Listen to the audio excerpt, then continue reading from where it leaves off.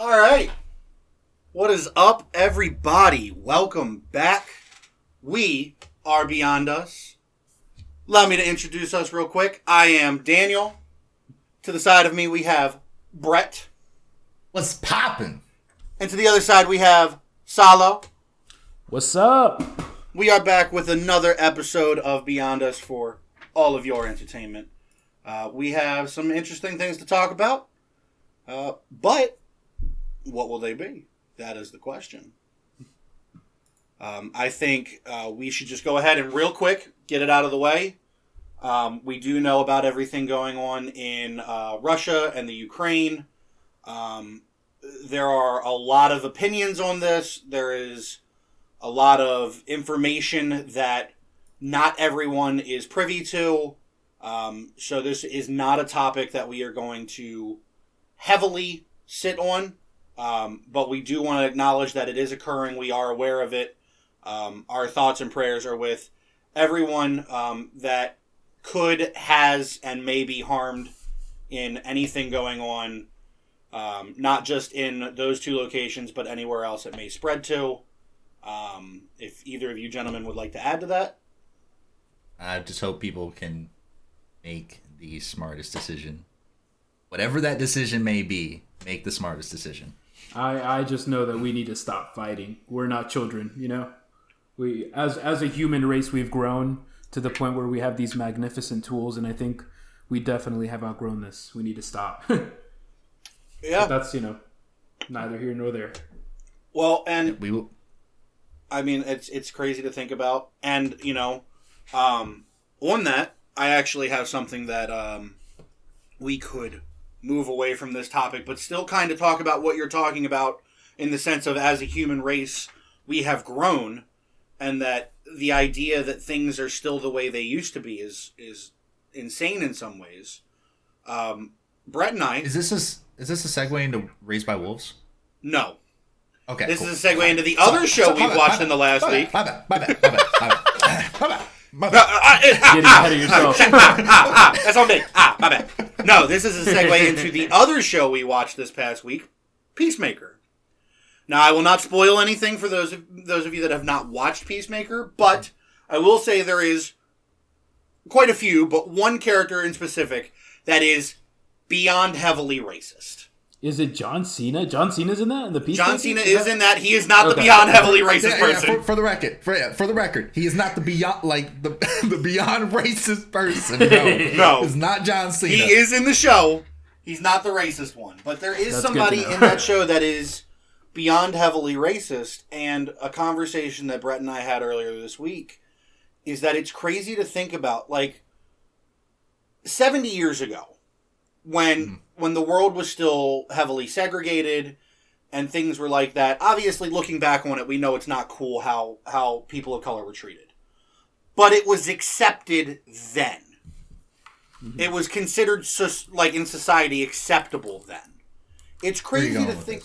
I'm going to the fact that it's crazy to me that in 2022...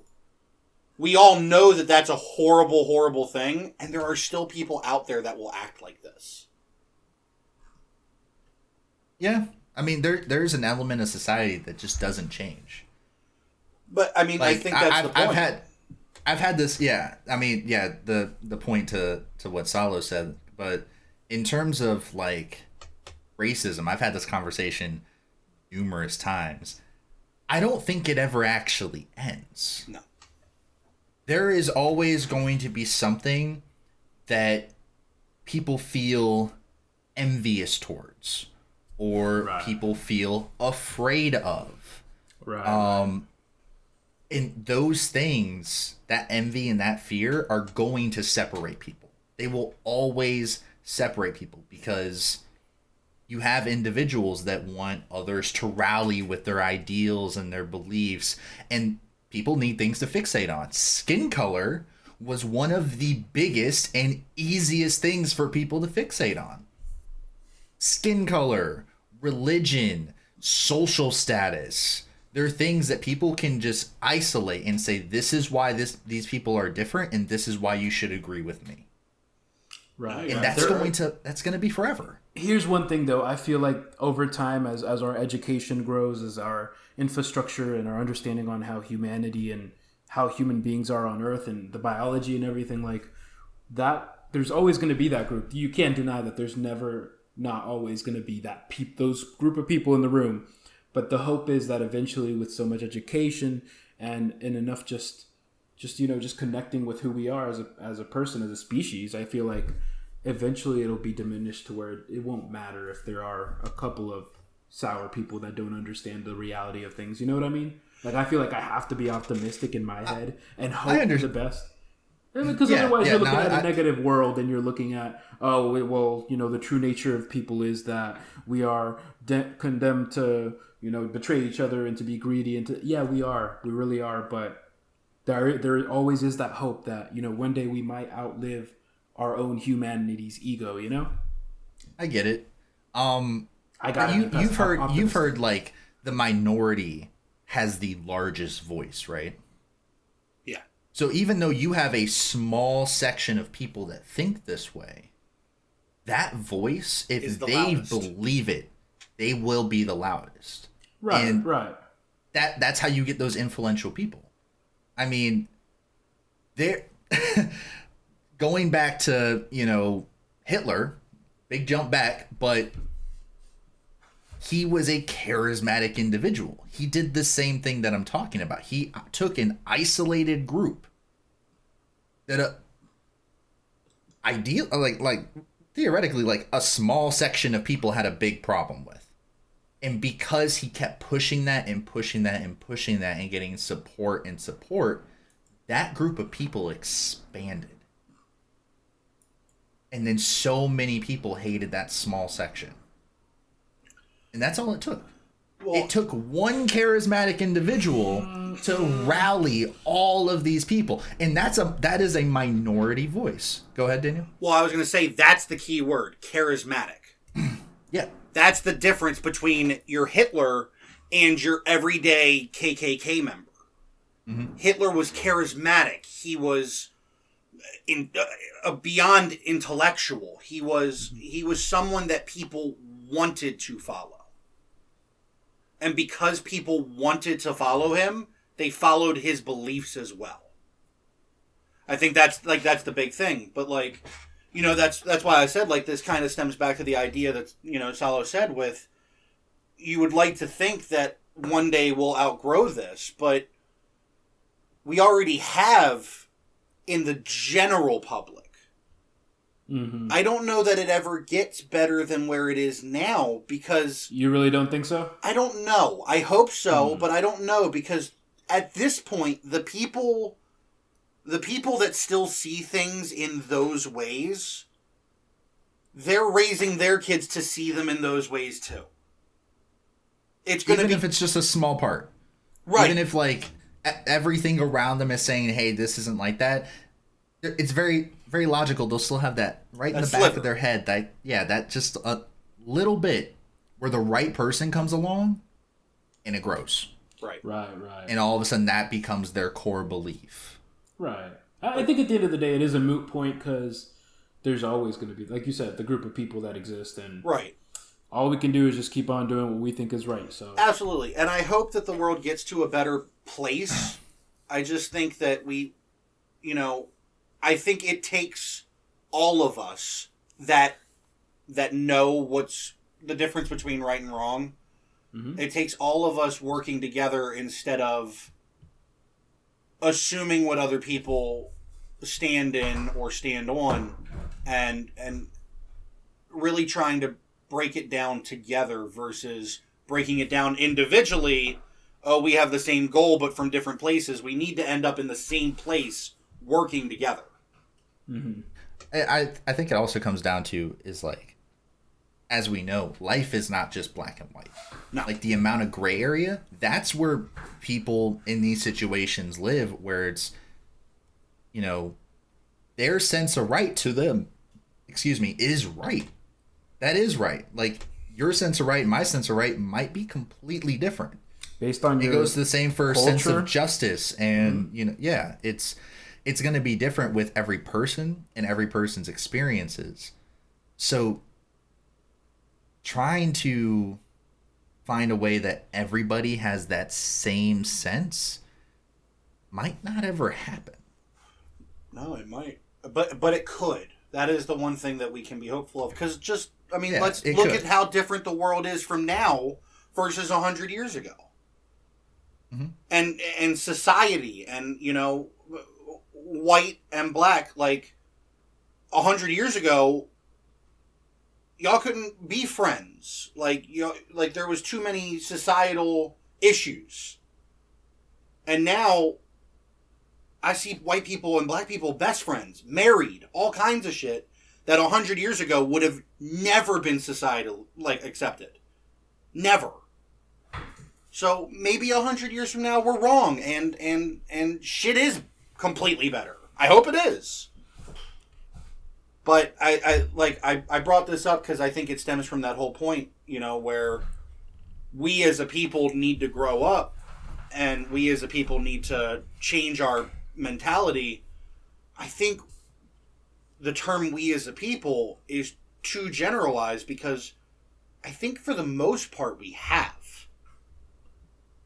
I think there's just small groups that haven't, but those small groups, like Brett said, are the loud groups. I think we're also shooting ourselves in the foot. I always go back to media in terms of turmoil and stabilization. We shoot ourselves in the foot with that. We gravitate towards negativity. Absolutely. No matter how much we don't want to. Because we find it fascinating. Especially if it's not actively affecting us. Think about the movies that we watch. We watch violence and horror and stuff like that. Not to say not to watch stuff like that. But we gravitate to it. And the media knows that. And so that's what they push. That's what they put out there. I mean, all it could take is a slight tweak in the narrative, and now everyone is hooked on a subject that might not have lasted more than a few days. Absolutely. But no, you're totally right. It's a cycle that keeps happening, and I do hope we grow out of it. I hope so too. I really do. Now, unless anyone has more to talk about with this, I do kind of want to get back to what I mentioned before. What? Salo, you have not seen this, but this Raised by Wolves show I was just about Daniel are watching right now is ridiculous. It's ridiculous. I saw the trailer for this show, and I'm like, yo, this is like a sci-fi action series. This is gonna be lit. This is gonna be a good ass show. It looks really cool. We're so psyched about it. We start watching this, and the amount that I'm creeped out consistently throughout this show is astounding. I feel like I'm watching a fucking horror movie, and I don't understand why. I don't get it. I don't even know if I like the show yet. That's funny. What is it about? Mindset. What is it about? What is it about? All right. Go ahead. I'll gladly explain it, but I do just want to say real quick, I was going to loop back to Raised by Wolves when you said we as a society can't take our eyes off of things that are horror and action because it fascinates us. This is where I was going to get to, so I'm glad you brought us here.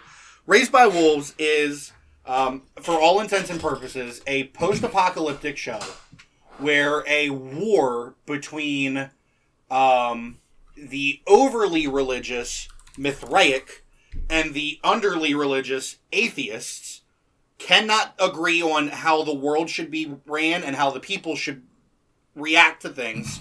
And they have a straight-up war in which androids, which I'm not sure which side they were even on,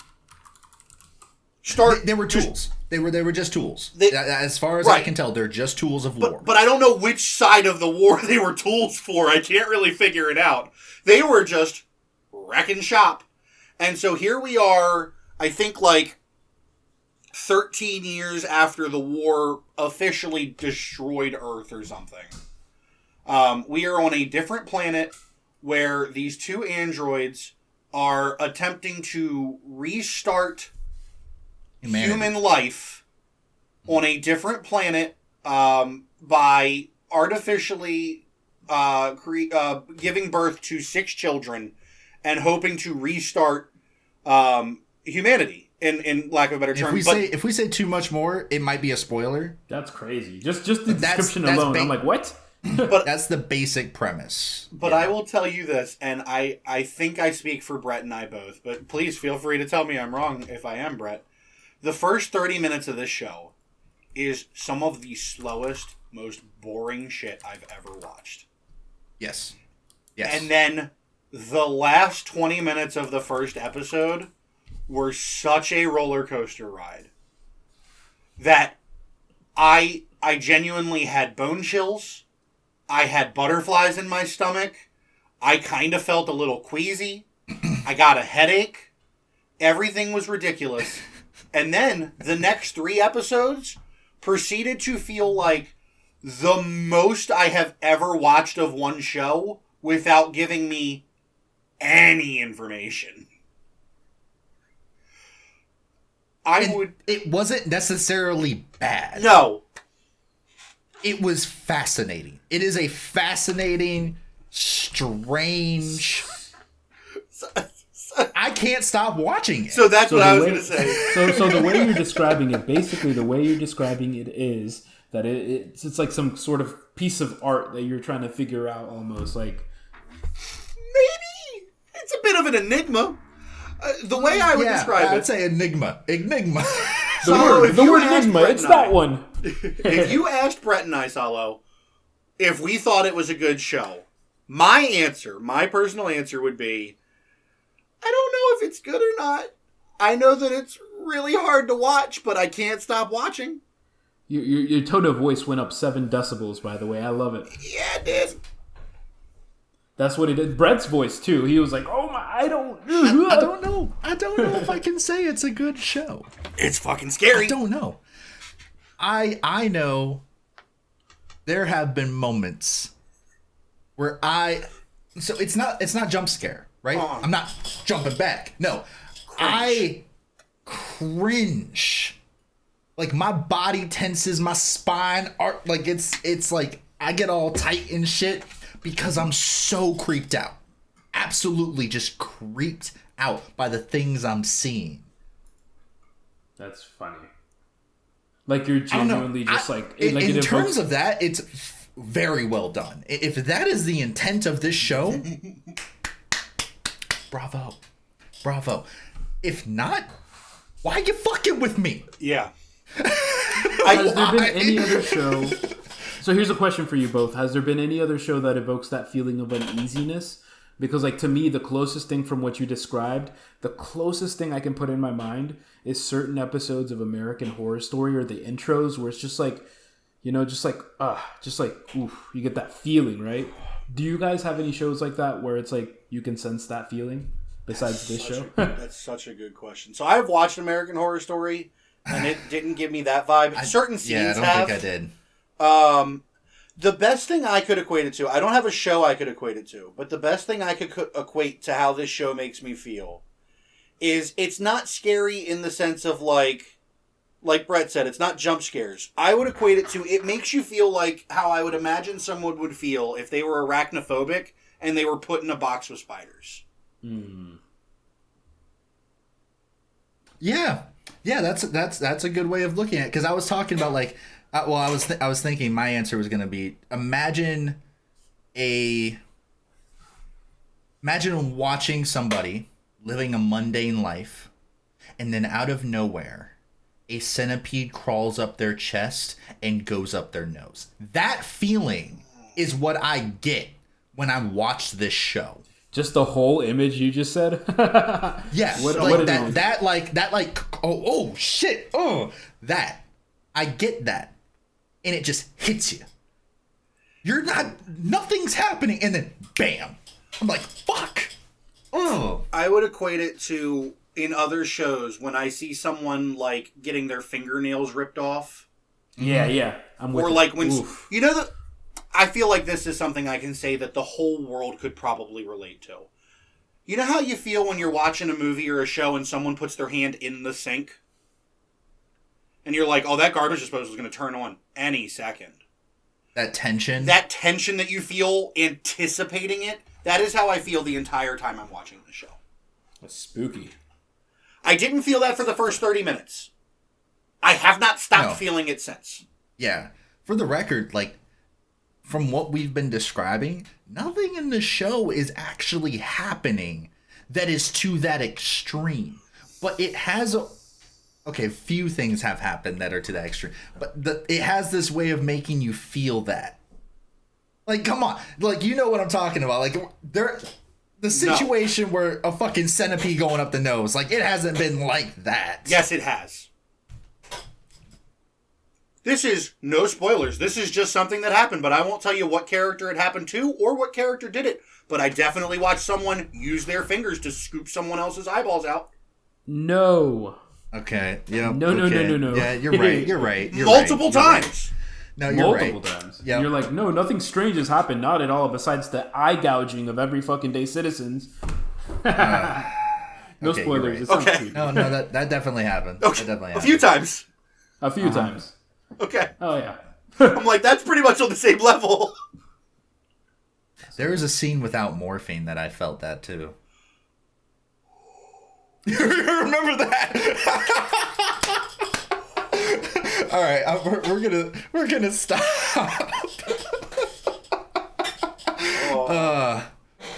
Anyway. Oh man. Yeah. If you were to ask me if it's a good show, I wouldn't be able to give you an answer. But if you were to ask me, should I watch it? The answer is yes. Yeah. I don't know. No, I don't know. Absolutely, guys. you should watch it. I'm definitely going to take a look at the first 2 episodes, you think? I don't know. I'm going to be honest with you. If you make it through the first 2 episodes, you're going to be stuck. You're stuck. You're going to keep watching. Just do yourself a favor and make it past halfway in the first episode. Because I'm not kidding when I tell you the first half of the first episode was slow. I was actively falling asleep. But after that, the only reason Brett and I stopped watching this morning is because my internet went out. That's a fact. We might have watched the rest of it. We might not have slept before this. We probably would have. Anyway. Yeah. I would highly recommend it. It's on HBO Max. Raised by Wolves. Also, we mentioned it. Peacemaker. Great show. Watch it. Please. Just watch it. It's so good. Don't watch it with your children. Nope. Watch it. Do not watch that show with your children. Do not watch either of these shows with your children. No. I know it stars John Cena. Do not let that fool you. Oh, no. I'll tell you. I have a secret. I have a secret for everybody. It turns out, John Cena... You can't see me, John Cena, the beloved WWE champion, John Cena, is just as fucking depraved as the rest of us. And it's beautiful. It's goddamn beautiful. I love it. I love it. This man screams America with every action he does. I will say, the one thing I can say without hesitation is that you should not watch this show with your children, because I remember, and I will not forget, Brett, and I am directly quoting Brett in this moment, I have seen far too much John Cena just now. Because there is multiple times where that man is not wearing clothing.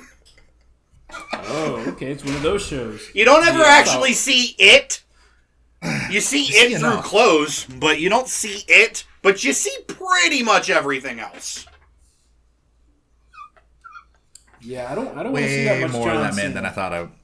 Yeah. Such a good show, though. I'd watch it again right now. Absolutely. It's so good. Might be the best thing that DC has done in their extended universe. It might be. Very You likely. think so? You really think so? I genuinely. It's so good. Now, does it interact with any other part of like the universe? It is So definitely does. canon. Absolutely. Does it have ramifications? Like, is it going to affect Probably. overall? Really? You think so? Probably. I don't watch enough DC. I feel like it's not.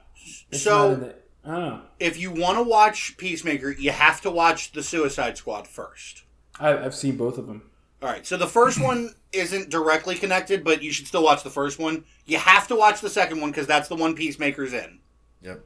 Because you learn about Peacemaker in that, and then you can watch Peacemaker the show. Do I think Peacemaker will directly affect anything else? Maybe. It could. I can't tell you it will, but it certainly could. Does anyone like the Joker or Harley Quinn or anybody like that show up? Or the Shark Guy or the I Weasel will not dude? tell you who shows up, but I will tell can't do you that. there are multiple characters from somewhere in the DC movies that do show up. I will not tell Now you I which want to ones. watch it. Now I want to watch Yeah. it. And I will not tell you how Can't many give of you them or specifics. how long. Yeah. I won't say any of that, but I will say there are appearances from multiple characters in other movies. You That's awesome. want to so to give you an idea of how much you will be laughing watching the show. All right. It's like watching Deadpool but as a series. Without the meta. That's saying a lot. It's Yeah, very imagine Deadpool did not have his meta. it's very Deadpool It's like- doesn't it's break like the fourth that. wall. Yeah. Now, do you think does it pertain with the same, or does it have the same like sort of vulgarity that the second Joker movie had, or is it more The second more Suicide Squad? or yeah, Suicide Squad, excuse me, or is it more like TV friendly? Like it doesn't. Oh go no, into that? no, No? It's more. It's no, worse. no, crank that shit up It's to worse. 11 Really? and then put an amp on that bitch. Yeah, no. It takes the ridiculously Yeah. and the vulgarity To and the extreme. the brutality of the the Suicide Squad movie and dials that shit up. God, I want to watch that now. That sounds good to me. It's so good. And there's only I For think the it was record, 8 it's episodes. not all just comedy. There's some dope fight scenes in that No, that really. show. I will tell you right now, that show genuinely has action, comedy, and drama. Yep. Really? I'm gonna add that to my list. It kind of has everything you want in a show. About a superhero / supervillain / anti-hero character. Yeah. 100%. You know what? I would go as far as to say, in my opinion, it might be the best live-action comic book show I've ever watched. Really? That's saying a lot because Flash is out Yeah, there. it's really good. Might be. I'd have to think about it, but it might be. Yeah. Something I want to give kudos to, and this is not to give like spoilers. There is a character that's played, who I think, as mentioned previously, is very racist. Right. That is the core of the character. As a black man, well fucking done. Really? It's you think so? He is such a good character. Like he's Horribly realistic?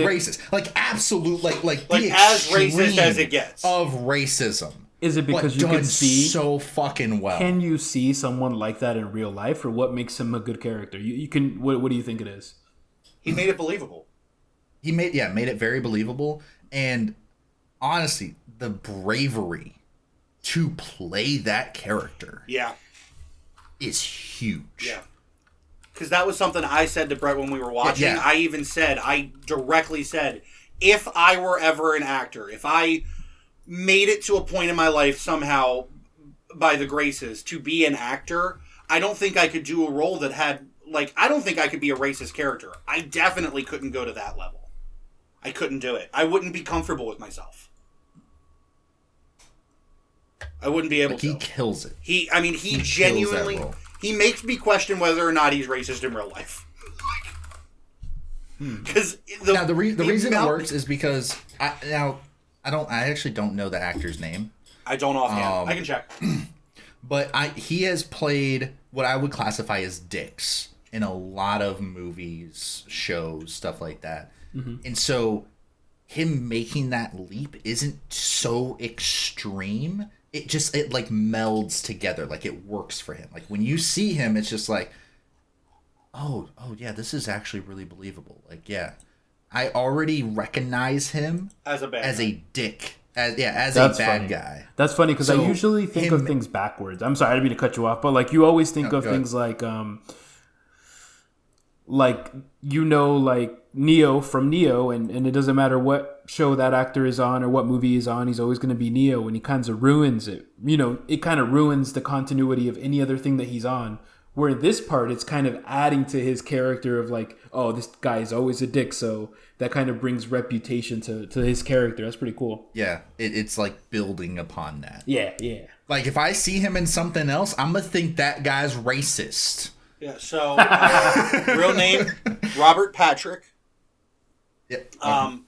The thing that most people will best know him for, and I knew this, but I wanted to check his name anyway. He was the T-1000 in Terminator 2, way back then. That's probably his most prominent role. But what I thought was cool was, and I mentioned this when we watched it, is that the first thing I saw him in, because I didn't see Terminator until I was older, the first thing I saw him in was John Cena's first movie, The Marine. He was the bad guy in John Cena's first movie back in 2008. Yeah. Really? And so I was like... He plays bad guys. Yeah, he always... I've never seen him be a good guy. Never. And there's another person in the show I've also never seen play a good guy. And I've never seen him play anybody that's completely sane. And boy, does he take that to like 12 on this show as well. Mm-hmm. Yeah, definitely worth a watch. Absolutely. Great show. Recommend it to everybody. Even non-comic fans would probably enjoy it. Yeah. Yeah. It doesn't like hone in too much on just like having superpowers. It's, I mean, for all intents and purposes, Peacemaker's a regular dude.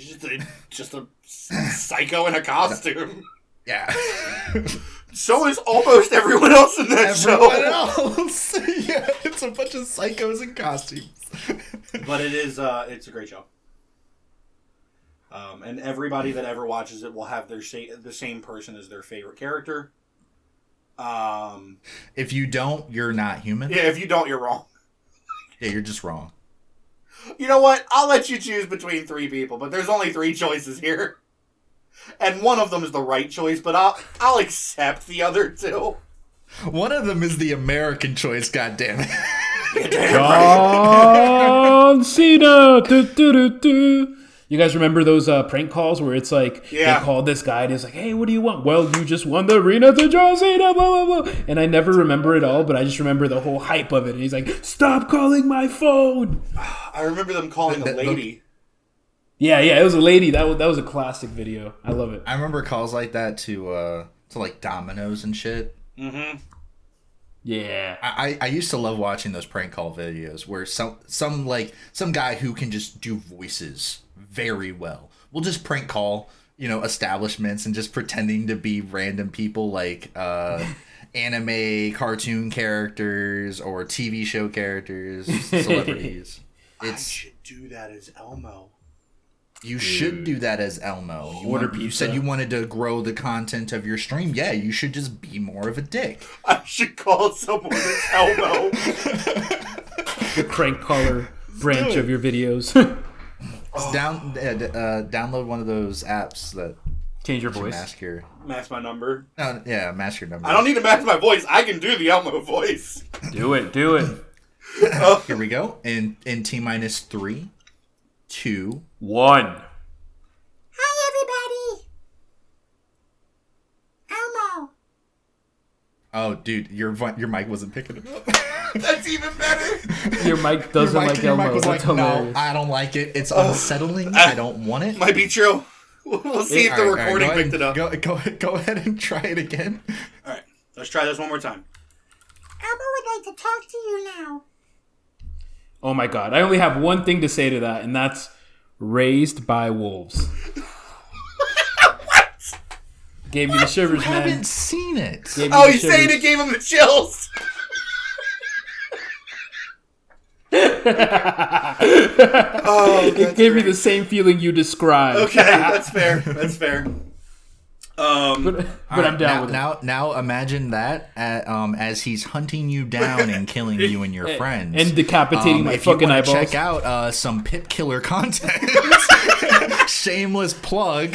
Sponsored by Pip Killer Rogue Energy. 94 on Twitch. Yeah, you can find me PipKiller94 on Twitch, and I'll if you mention this moment, I will go ahead and I don't know, talk the next 2 minutes as Elmo or something. We'll figure it out. He'll run around as Ghostface and kill people with the Elmo. Oh, with the Elmo voices, Ghostface, that's fucking terrifying. I'd be so fucking scared. Anyway, I'd like to go back for a second to those prank calls. I don't know if you guys ever heard this, but if you have, this is insane. I will never forget. I always thought this was a prank call, but this was a real call. There was a woman who called into, I think it was a radio station, and was complaining about deer crossing signs. Have you guys ever heard about this? Yeah. I think I played this for you. Yeah. I've seen that. All right, so Salo, have you heard about this? No, I haven't. What is it? Okay, so I think I played this for Brett, or sent it to him. There is a woman who called in complaining about deer crossing signs, and she was like, I just think we have these deer crossing signs in horrible places.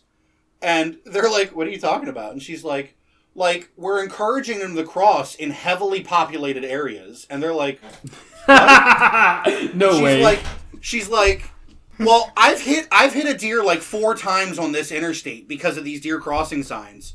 Why can't we move the deer crossing signs to somewhere that's less populated, like a back road, or even put them with a school crosswalk so that they'll cross in This is 100% real.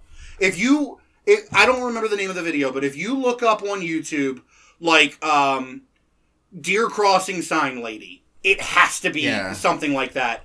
It is radio show, something, yeah. But she genuinely believes, and I thought it was fake, but as far as I can tell, it is 100% real. This lady thought that the deer crossing signs were encouraging the deer to cross at that location. Not to warn you this is where they're populated. We were encouraging their population to be there. This is where they must cross. They have to cross right here. So let's put them with a school crosswalk so that it's safe for everybody.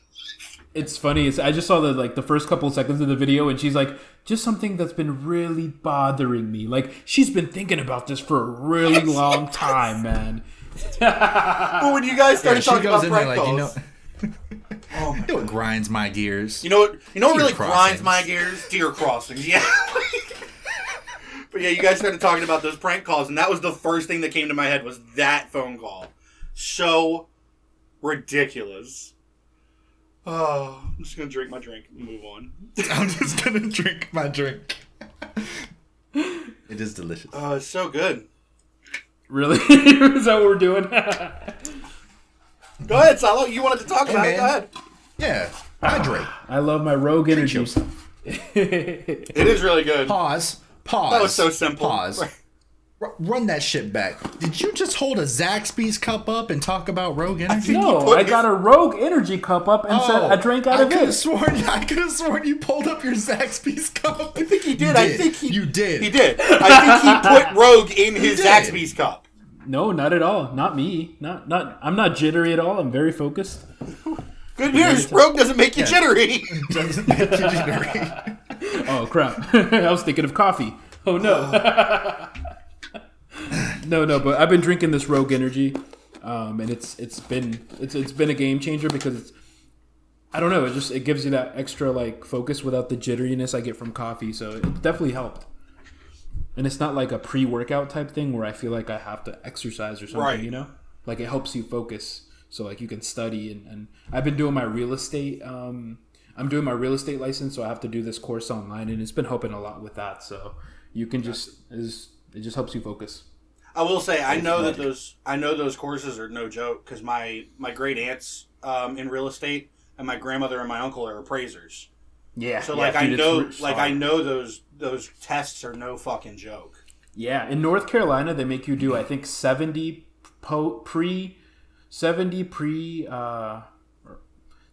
education hours to get your license, pre-license hours I guess they call it. Gotcha. And then after you do the 70 hours, which is like an online course, or you can go to community college and take a test like that. After you do that, you get the privilege to do the lovely exam and see if you pass and go from there. So I'm excited. It's just a lot. Like you said, it's hard to focus on real estate. You know, who cares about it? People really underestimate stuff like that, though. Like, in terms of finding, I don't know how to really describe it, like a certification that grants you access to all these other jobs. Right. Yeah, dude. Like trade schools and stuff like that. Like, so many people think like, oh, I have to go all the way through college to get a decent paying job, but you really don't. No. Oh, man. As long as you're comfortable doing these other things, you're comfortable. You got to do real work, like real you have to do work. real work. Or sales, like I do. Like you said, like, man, if you just get your property casualty license, even if it's just for like just your personal use, not anything commercial, nothing too hard, like insurance, they said this, a lot of people have said this, insurance is one of the few professions that you can make more money without a degree. You don't need a degree.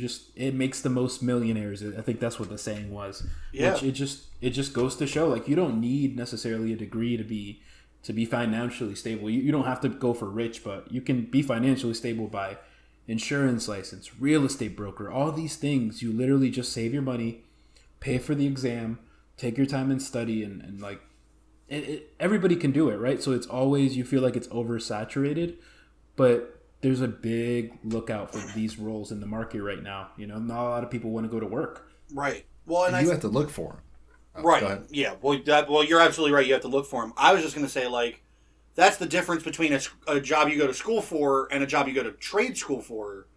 Trades are always going to be needed. Yep. We're always going to need plumbers. We're always going to need electricians. We're always going to need carpenters. We're not always going to need, random, psychology degree, because there's a shit ton of psychiatrists. We don't need 30 in the same city. We don't need 70 million people with a business degree? What are you saying? Like trades are one of those jobs that there's always going to be demand. Yeah. Always. And it's not always like the information sector, like blacksmiths, all these trades that like leather working, all these things are not going to go away anytime soon, I'd like to learn how to do that. You have something like a lawyer, like, it sounds real nice and real high status. But there's so many. The realistic side is there's so many lawyers. Like, it don't mean shit. It don't mean shit what you are. How low on the totem pole you are when you come out of law school, man. Unless you are a superstar. Man, Granted, that's one feeling I want to talk about. Like, one of the things I want to talk about that is, like, when you go into these sectors and you're doing these introductory jobs, like, you realize that all these self-important people and all these, like, I was a banker once, right?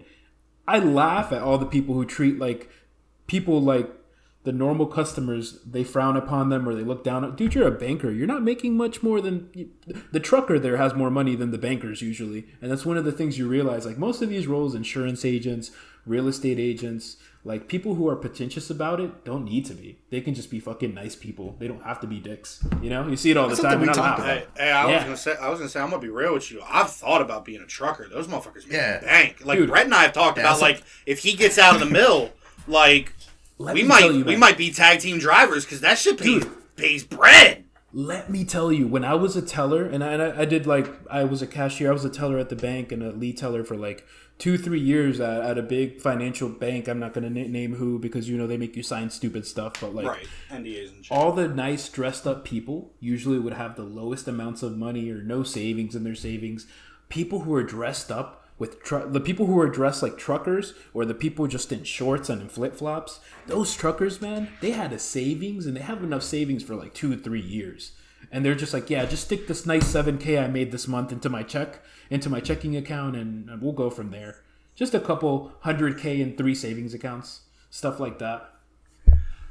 I just looked at my legs and saw I was in basketball shorts, and I was like, damn, I'm not fitting this standard right now. I feel poor as shit right now. Man, no, but my point is, like, I know what you're saying. Like those truckers, man, they save money too. They do. One of the things too, like the strippers. The strippers used to save the most money. Like, they would come up and you would be able to, like, they're the most lovely customers you've ever have. Like, they're very nice. They're like one of the sweetest customer base you can have. And they'll have a nice $100,000 in their savings, 10, 20, 30K in their savings for their post-education or whatever. Like, and they just bring you stacks of ones. Like, they just know how to save their money. I'm gonna be real. There's some people that, like, they harp on people that are strippers and shit like that.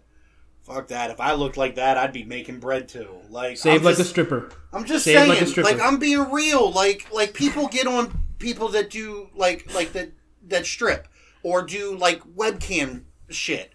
People look down on that. Motherfucker, if you looked like that, you'd do it too, because you're making bank to do something so, like, almost, I don't want to call it easy, because you still got to work, but, like, it becomes something second nature almost, and you're getting paid for being beautiful. Oh, I'm sorry. I wish I could. Right, man. That must be nice. No, I agree with you. Like, damn, man. Like, I can't stand when people look down on them. It is crazy how, like, there is always a market for something. Yeah. In terms of that. Like, there are people that get on OnlyFans. They don't take off too much. They're just there. Some of them don't take off anything. People are just paying for it. Mm-hmm. Just paying. Make your money, man. And it's like, fuck. There's a market. If there's a market, they will come. Yeah. I was scrolling on TikTok the other day, saw an account of nice looking 35-year-old lady who said she was looking for a sugar baby, and I'm like, shit, where do I apply? Where do I sign up? Like, I'll fucking sign up right now. What you need? Ma. I'm not playing this game, please. You telling me you wouldn't? I make no legal comment in this matter. I abstain, just like India this year or today. I confirm, nor deny. Are you telling me right now that if a very beautiful 35-year-old woman with nice, deep pockets said, hey, I just want you to text me like 14 times a day with something sweet, and I'll give you $1,000 a week for it. You telling me you wouldn't be down? We direct this question to you, Brett. Because I'll send extra texts. I'm going to leave my business to my business. Okay. That's a yes. That's a goddamn yes. That sounds like a carefully crafted answer. I would say yes twice over. Judge me. Judge me. No, we don't judge, man. I agree with it. If I was in a different... No judgment. No judgment. Oh, I'm talking to everybody. Judge me. I don't give a shit because I got pockets now. I don't care. You're doing what to everybody? Talking to everybody. Oh, okay. That's funny. Is that okay with you? No. All right. So guys, let me tell you. Last time we recorded, it was, I think, the day before the Super Bowl? 2 days before the Super Bowl. What did you guys think? It's now the 25th? 25th, correct. 25th of February. So we recorded 2 days before the Super Bowl. First off, congratulations, Matthew Stafford. Congratulations on your first Super Bowl. You very much deserve it. Although you did kind of look rough the next day at the parade when you watched that camera person fall off the stage and just walked away. He just walked away, bro. Not my camera, not my problem. That's basically what he said. Not my monkeys. Not my circus, not my monkeys. But I'm not going to talk on that because I don't know what happened. But congratulations to the Rams. Cincinnati, y'all played a hell of a game. Joe Burrow, you played a hell of a game. And hopefully, unlike Dan Marino, you will be back. Because Dan Marino's all right, fuck all that. That halftime show, though. Halftime show, though. Finally, thank you. My God. I almost cried. Hard as the paint. Grown men in front of a bunch of my coworkers. I almost cried. It was done. It was so beautiful. Done. Who was the best part of the halftime show? All of it, man. Mary J. Blige. I personally think Mary J. Blige was the worst part of the halftime show. No. That woman got it popping, and she. I think she had way too long to herself. No. She's an OG. She had way too long. I understand she's an OG. I'm not hating. I'm saying she had too long. She got way too much time to herself. Here's my opinion. I think every part was good. Right? Personally, I think every part was good. Individually, I think it was I think they all performed, and they did what we expect of the superstars. My favorite part, honestly, Eminem? is what has been scrutinized this entire time. The moment I saw the GOAT get on a knee and introduce his senior, that hit me right here. Because now people are saying a lot of different things about this knee and what it stands for. But he took a knee right before Dre got on. Right. Now, here's the thing, though. Do you also recognize that he also was doing it for more than Dre? Do you recognize that? Like, obviously, do you think it's just that? Do you think it was just Dre? Like, he wasn't making a statement? No, I mean, it's Eminem. Eminem works in triple entendres. This is specialty. Nothing he does has one meaning. No. It has several meanings. Okay, I get it now. So you're saying it has multiple. Yes, absolutely. And here's the thing: this is not a politicalized statement. This is a generalized statement. Everyone can shut the fuck up. The man took a knee. It doesn't matter what he meant it to signify. Let a man take a knee. It's him. It's his choice. Like, why are we harping on this? So it doesn't make sense to me. What I will say, when you said most scrutinized moment, now that got the most immediate backlash, but at least for me on my social media feeds. Wait. Before we move on, can I just mention one thing before we move on from this specifically? Yeah. So, okay, it's gone. Go ahead. It just went away. It came and gone. Okay. So what I was going to say was, for me, on my social media feeds, it got a lot of backlash immediately, but long term, the most scrutinized thing was Fitty. Him hanging upside down? Yeah. Why? Because he's put on weight and people are hating. Really? Is that why they're hating? He could do I've seen a lot of hate. Ooh.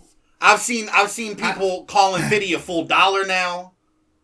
I've seen people calling him a $1.50. I've seen a lot of it. Not a full dollar. But I also think I'm on Facebook a lot more than you, Brett. Not a full dollar, bro.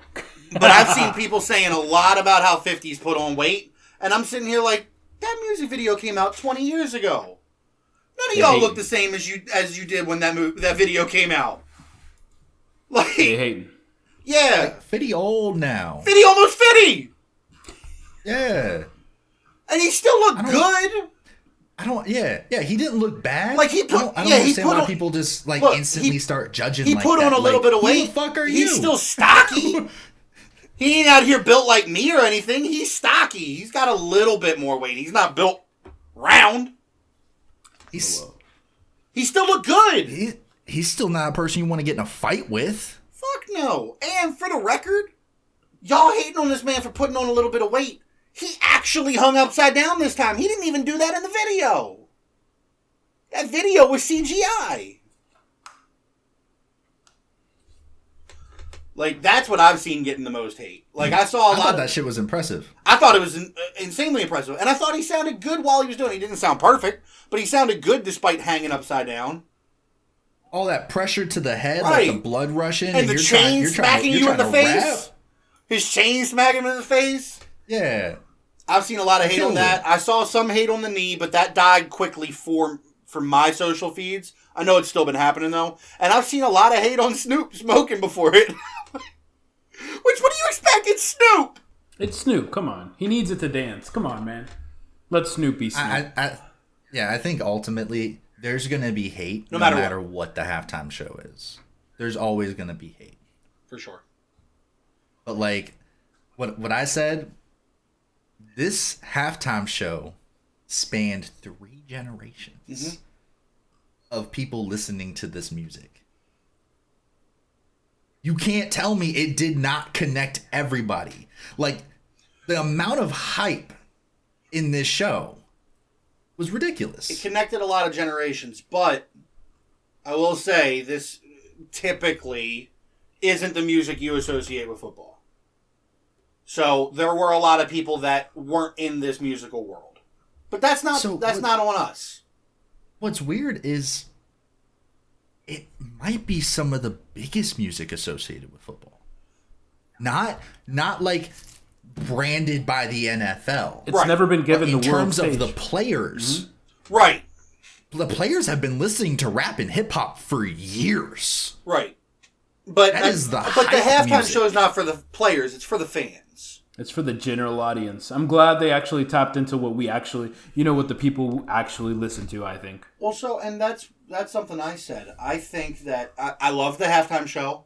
I listen to all types of music. I listen to rap. I listen to rock. I listen to country. I listen to everything. And I think we should change the way we do the halftime show and put it on a cycle. This year was rap. Next year, make it pop. The year after that, make it country. The year after that, make it rock. Then let's get back to hip-hop and go back to pop and just put it on a rotation. That way everybody and every musical type that you can have a hyped concert to gets their turn. That's what I think would be fair. I don't necessarily think a country halftime show would be all that great, but the country fans deserve it. Just like hip-hop fans deserved this. That's what I think, anyway. Yeah, I think this halftime show was a long time coming. And I think it's top 5 halftime shows of all time.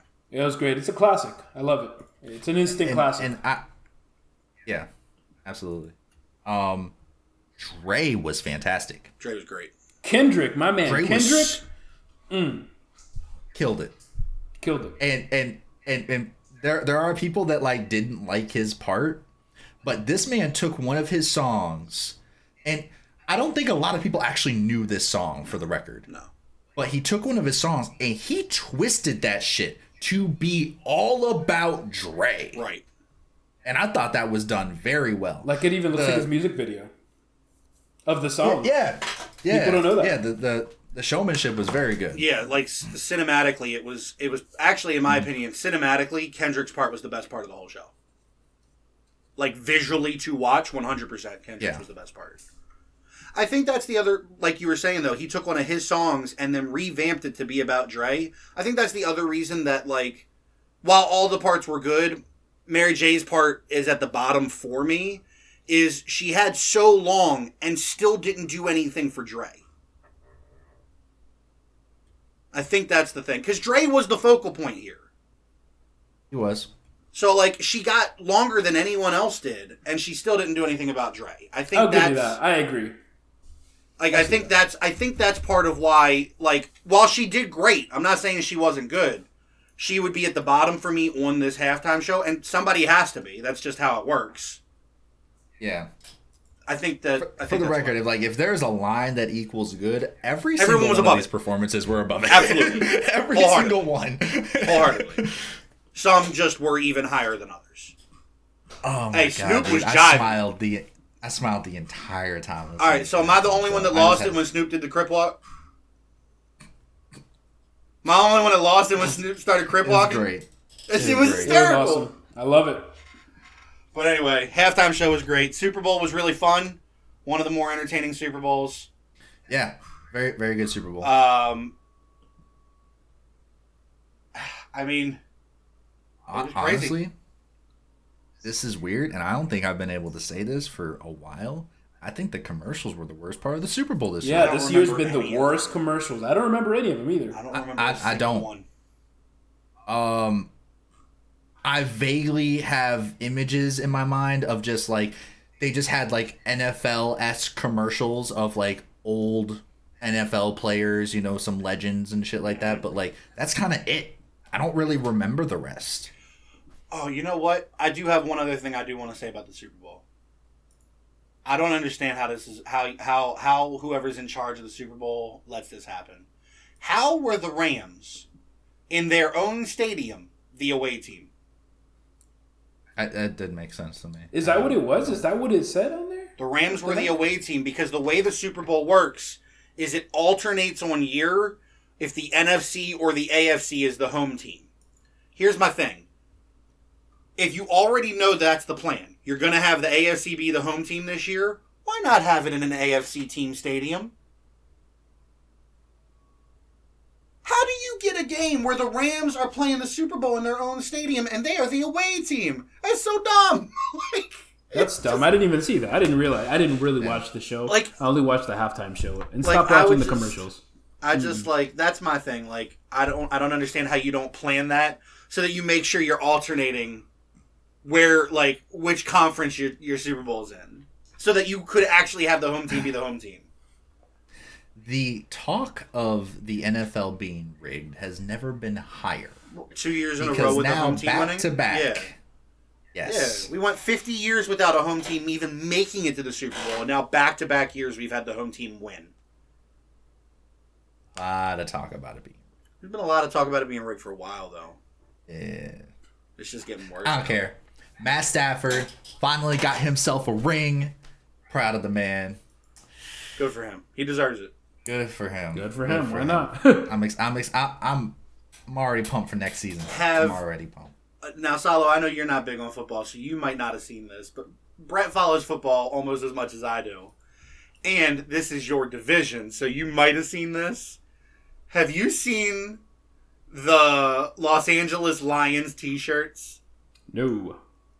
I have. And the Detroit Rams? It's the Detroit Rams. I could go buy one right now. It's the Detroit Rams, that's what it is. I could go to a shop down the street and buy one right now. They are ridiculous. And honestly, they just make Detroit look worse. Why? What's wrong absolutely. with it? So, the Detroit fan base... so, Matthew Stafford, he doesn't like being called Matt, I found that out. Matthew Stafford, the quarterback for the Rams, he played his entire career up until this year in Detroit. In the 12 years he was in Detroit, 12 years. He went to 3 playoffs. They lost all 3 of those playoff games. His first year out of Detroit, he wins the Super Bowl. So Detroit is celebrating like they won the Super Bowl. They didn't. Yeah. They gave away their breadwinner. Oh, no. They gave up the best part of their team.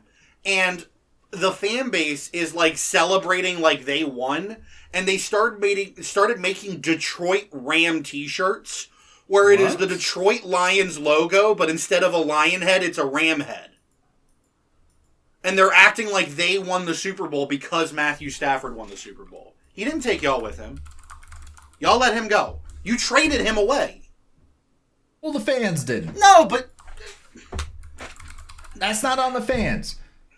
No, it's not. They have a right to feel very, very excited for who they viewed as their QB. LOL, the Detroit Rams. That's funny as fuck.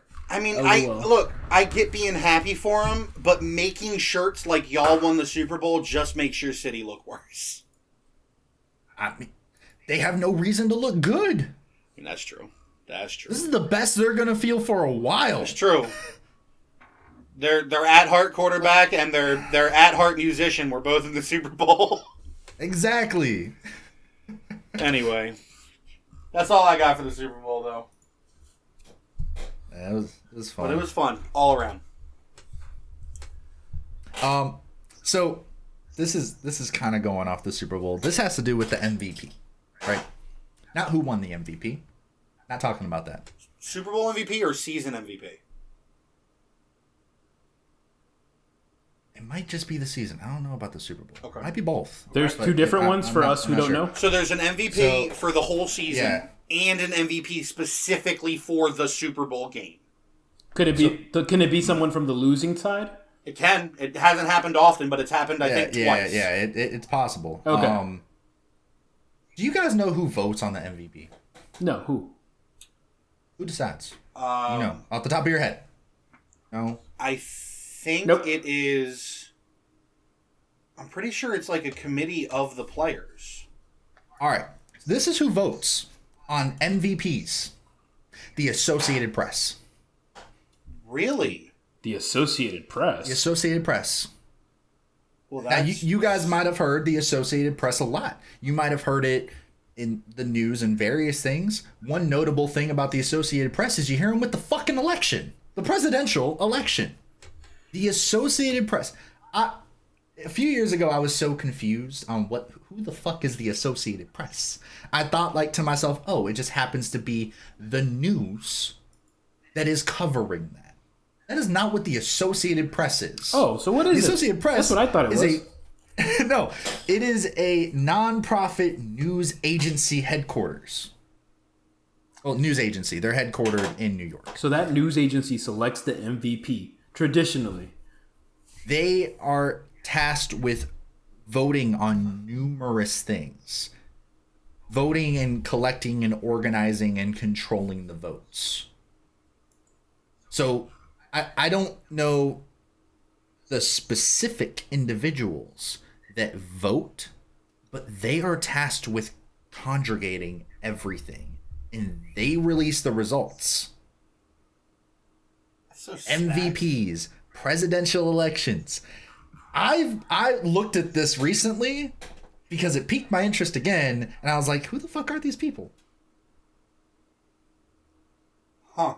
I now understand a little bit when people are like, yo, the election's rigged. I'm like, well, that might be the case. They're ran by one fucking organization.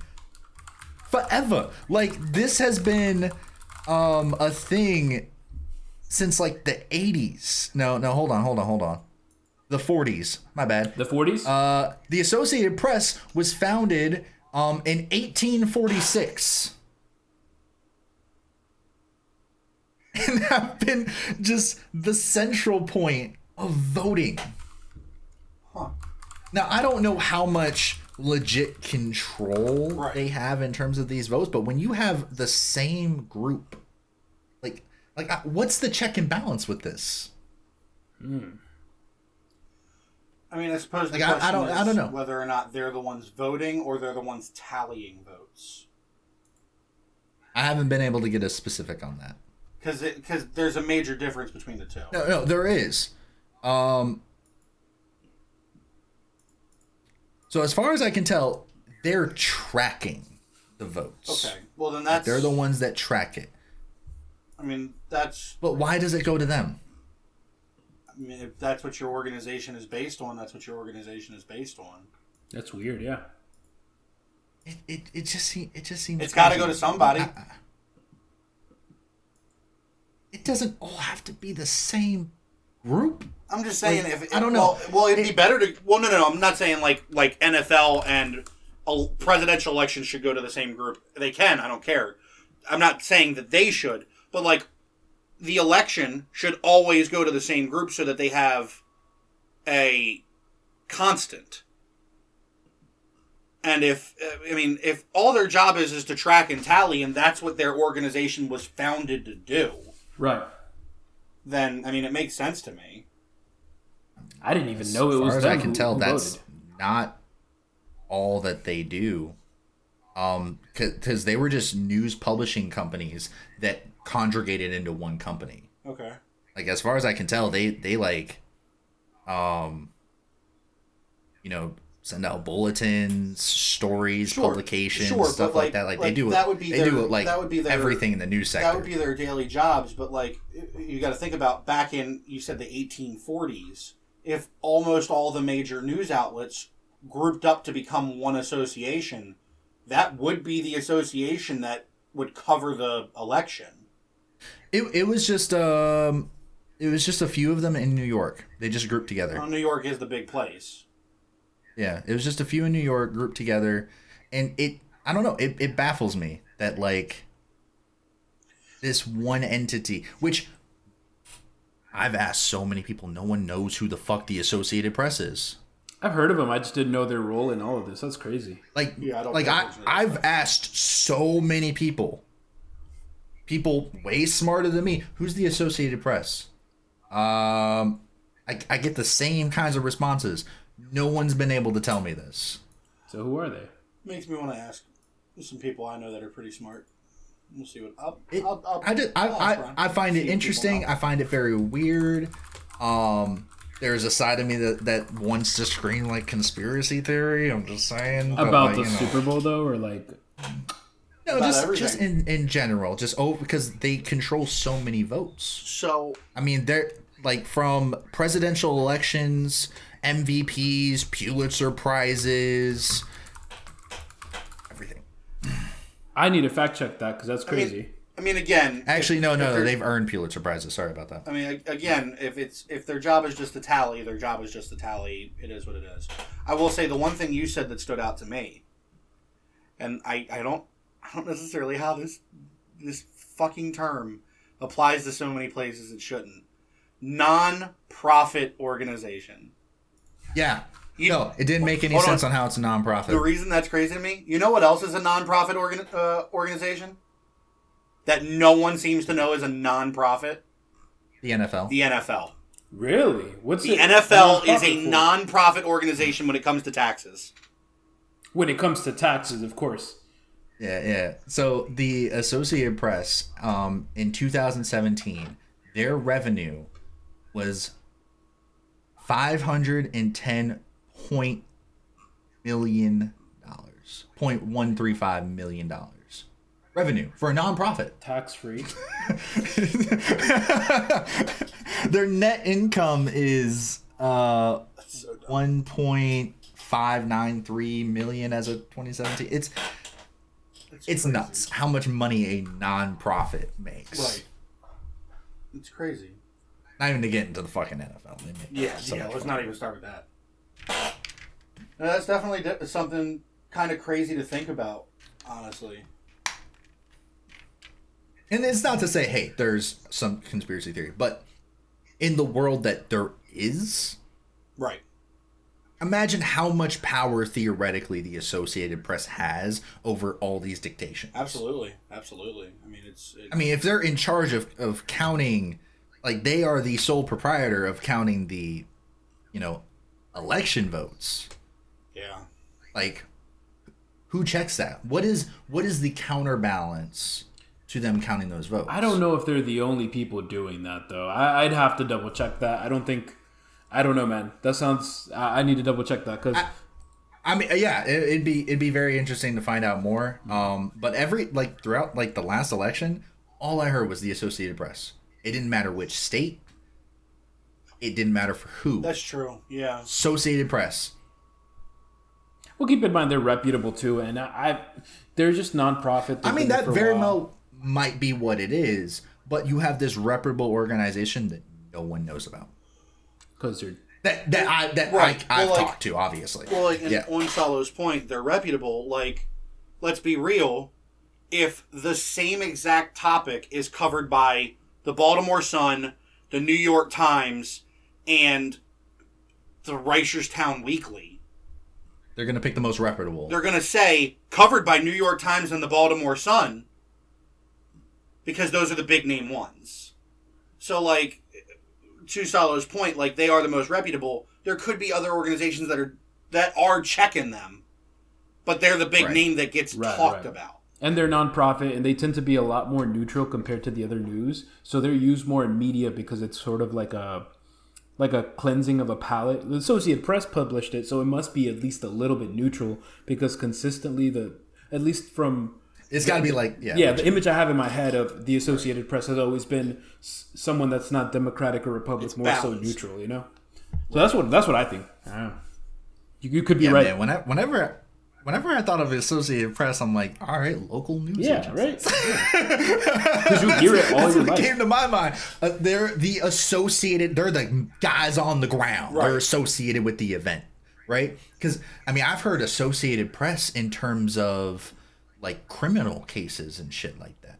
Like, oh, the Associated Press reported da da da da da da da, and that's what I find so interesting. I wonder if that's just a terminology thing, though. Like, the Associated Press as an organization is what we're talking about right now, but in that scenario, it's literally like the Associated Press. Right. Yeah. Because that could just be verbiage at that point.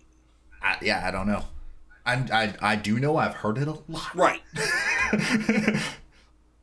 Enough that had me thinking. That's fair. Enough that had me looking this shit up. That's fair. Conspiracy. I mean, definitely something to look into, for sure. Yeah, it's definitely interesting. I'm glad you brought that up. Years from now, Brett's going to save this clip and show it to everyone who's like, when I was a young kid, I predicted the Associated Press would take over the world. I told you they were crooked. I told you. You know, nobody believed me. I've heard Brett get into get on his his soapbox. I've heard it, and I definitely could hear Brett being that guy in the future. Like, I've heard what happens when Brett gets too into what he's talking about, and how he almost sounds like he's giving a sermon.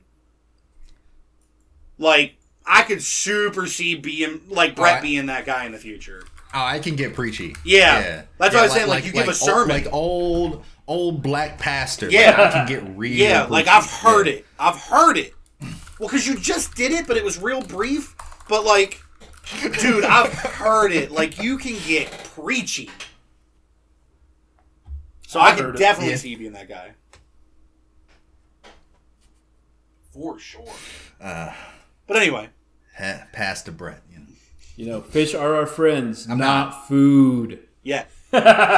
Did you just fish our friend, not food us? I did. It just felt very Where did this come appropriate. from? It just felt very appropriate. I'm sorry. Brett? I'm sorry for everyone. Brett, can I talk to you in the kitchen? Yeah. Let's talk in the kitchen real quick.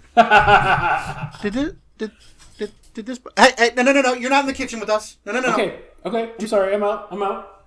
Did this motherfucker just Finding Nemo us? Yes. Okay. Yes, I believe he did. I believe he did. Why? I don't know. It came out of nowhere. It was like an RKO. I don't understand. You just threw it out there. It's like an RKO. I don't get it. Like, that was as like out of place as his whole Putin dong conversation. Like, I don't understand why he just threw it out there. Stop looking in the kitchen. Look, I'm sorry. Go. I'm gone. I'm sorry. Room with you. Fine. I'll go to the laundry room. We're 3 episodes in, and all we ever talk about is Putin and his dong. I didn't bring it up this time. I did not bring it up this time. Oh, man. Putin's dong's gonna be like a Star Wars saga in our fucking world. The return of the dong. Recurring The dong topic. strikes back. All roads lead to Putin's dong. Oh, God. That's disturbing. Did you take the road less traveled?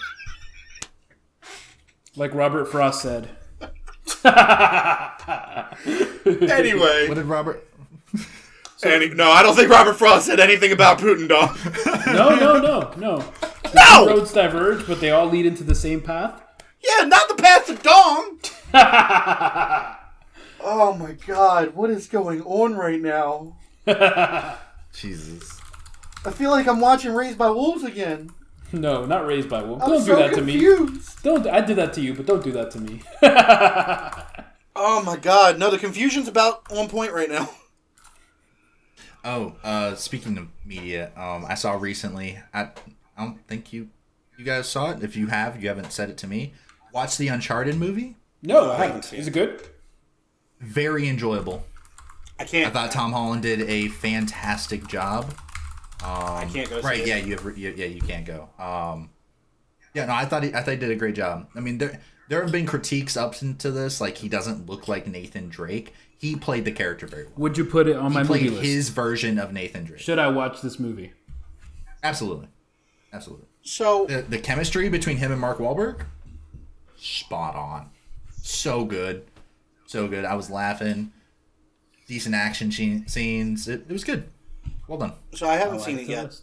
but the number one critique I have heard, just like you said, was that he doesn't look like Nathan Drake. And everybody's like, Nathan Fillion should have been in Uncharted. And yeah, that's who Nathan Drake is based on, like character model-wise, so I get it. But the whole point of this was to play a young Nathan Drake. And on top of that, we have so many characters that have been played by people that don't fucking look like that character when they start playing that character. And we're all just cool with it. Everyone on the planet's super cool with Robert Pattinson being Batman. I don't know how to break this to you. Motherfucker don't look anything like Bruce Wayne. Nothing. Nothing. He looks like if Bruce Wayne adopted a kid that was raised by My Chemical Romance. No, don't do that to him. Tell me I'm wrong. Tell me he doesn't look like the emo kid that everyone forgot about. Oh man, I'm being serious, but I don't care. No, he does. Like he looks like he'd play a better Damian Wayne than a Bruce Wayne. Yeah, he does. But I bet it's still gonna be a good movie. It probably will, because he'll probably be fine as Batman. Yeah, honestly, from the commercials, it looks good. It looks interesting. I'm excited to watch it, and we will be watching it next week. Because it will be on HBO Max. Day one. So do you guys, is there a way you guys watch it together? Like, is there something you look at? We use Discord. Really? Discord. You can do We that? watch things on Discord together. We plan out a time where his schedule and my schedule coincide, and then we get in the Discord call, and I share my screen. That's pretty cool. And we watch things that, like, we're allowed to. We're allowed to. I mean, if you're available, I'm not against you hanging out with us. Yeah, for sure. I would love. Am I getting an invitation on the third podcast? It's just most of the time you have to be sleeping for work. Yeah. I'm really like I would offer, but I get really just these shifts get really long sometimes, and I talk all day for a living, so sometimes I'm just like, fuck, man, I just want to go to bed. We're not watching when you're going to bed. We're watching when you're already asleep. Are you seriously? He and I start watching at like 4 o'clock our time in the morning, Salo. I would never be able to do that. Yeah. Yeah, while you're dreaming of days of our lives, we're watching good shows. Right. Because like when I stream at night, and I end my stream around 3 a.m. And then he and I watch shows until like 7, 8 a.m. That's not, yeah. So okay. Maybe. But I mean, we can try and change it up on a weekend. Oh yeah, I'd be down to join on a weekend. Yeah, We'll figure it out because weekends are different. Right. Like tonight is different. Like, you know, like. I mean, I still got. No. Tonight for me. Oh, okay. It's daytime now. I was like, tonight for me, I still got plans after this. I'm still streaming tonight. Like. LOL. Speaking of which, we do mention my channel occasionally on here, but I don't ever really go into it. But real quick, I do want to talk to everybody and let you guys know next month. March is MS Awareness. My channel is associated with the National MS Society to raise money for MS. So in the month of March, I will be doing 4 12-hour charity streams. I will be doing one every week. We record our podcast every other Friday. So on the weeks we're not recording, I'll be doing them on Fridays. On the weeks we are recording them, I will be doing them on Saturdays. So this should be going live. This podcast episode should go live right at the beginning of March. So if that is the case, and you are hearing this as it went live, my first 12-hour charity stream will be on Friday, the 4th. If any of you have Twitch or are willing to make a Twitch and would like to come to the channel to show support, we are just trying to raise money for awareness and support for MS. That is what shirt I am wearing at the moment, is a shirt for Streaming to End MS, and I wanted to bring that up because it will be something I will be doing all month of March. And I will gladly, as we continue episode 4 and 5 through the months of March, I will gladly let everybody know how those charity streams have gone so far. So we've already raised $1,100 so far this year, and we did that not in the month of March, so we're hopeful that March will have even more success. But I did want to bring that up so that anybody that didn't know knew that they could come show some support to a great cause. I'm down for it. Have a good time. Mm-hmm. Yeah. But yeah, that's all I wanted to say in regards to my channel. Go support him, guys. It's awesome. Good work. But I do know we are coming up on time. Is there any other things we'd like to discuss? Already, wow. I feel like we haven't. We're getting more into it. Yeah, it's been fun. So, any last minute topics we'd like to discuss, gentlemen, before we say goodbye to the people for the next 2 weeks? No, the only thing is, please, everybody, just stop fighting. Oh my God, that is all. Unless your job is to fight. Of course. MMA fighters, I support and love you 100%. Everybody else, please stop. Because y'all kind of fun to watch. I'll never forget. You know what? Here's something we could talk about real quick before we end, since we got a little bit of time. The first time I met Salo. Oh, yeah.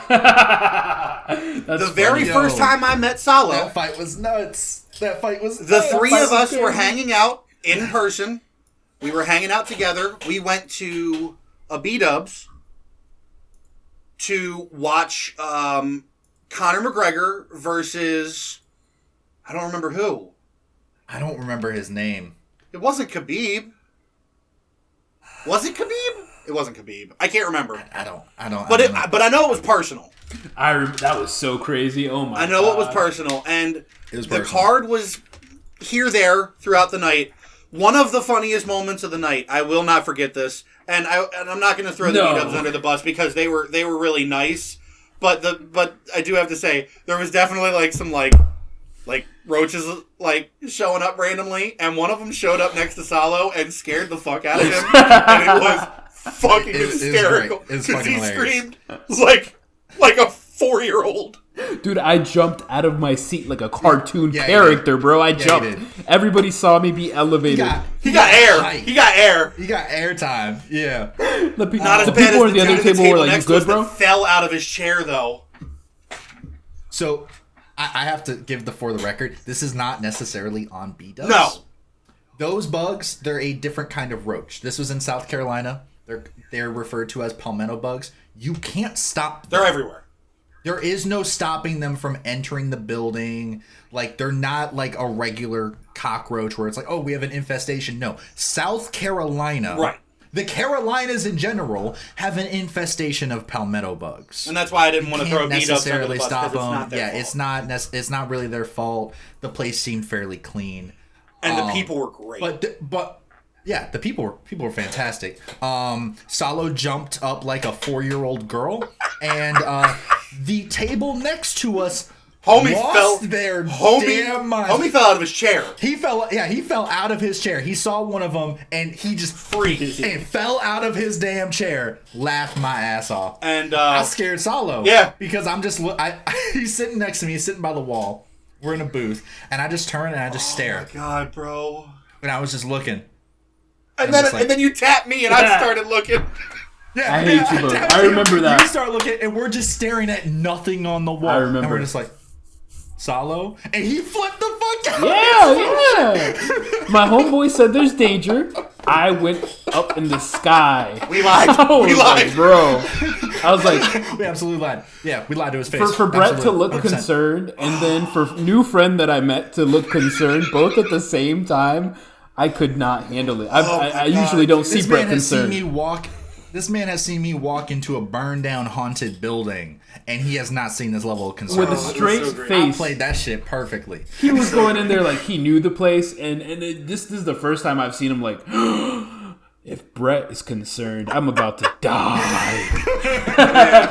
Which, actually, for the record, let's make that story what we're referring to next episode. We will. We'll talk about it. I think it's funny. And let's wrap up this one. Oh, yeah. Go ahead and take us out. Yeah, I'm down to hear that. But all right, y'all. We appreciate y'all for hanging out. We appreciate y'all for listening.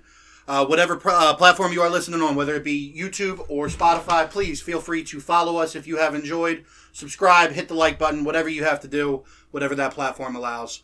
We appreciate you all. And on behalf of Brett and Salo, I am Daniel. We are Beyond Us, and we will see you next time. We are Beyond Us. Deuces.